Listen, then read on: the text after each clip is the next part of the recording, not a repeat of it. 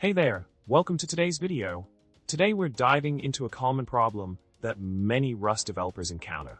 The problem arises when using the modulo operator % in a match statement, causing an error message about non-exhaustive patterns. But what exactly does 2_u32 equals e32 max mean in this context? Let's find out. Now, let's talk about the solution to this error.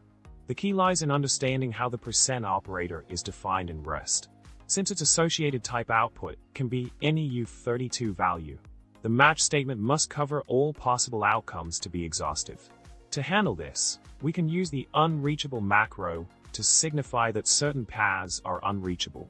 By adding a wildcard _arm with the unreachable macro, we can ensure that all cases are handled explicitly.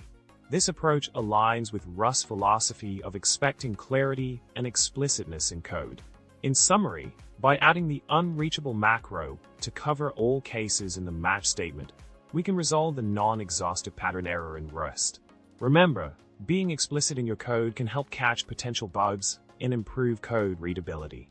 So, next time you encounter a similar issue, you'll know how to tackle it like a pro. Thanks for watching, and don't forget to like, subscribe, and comment with your thoughts. Keep coding and happy rusting!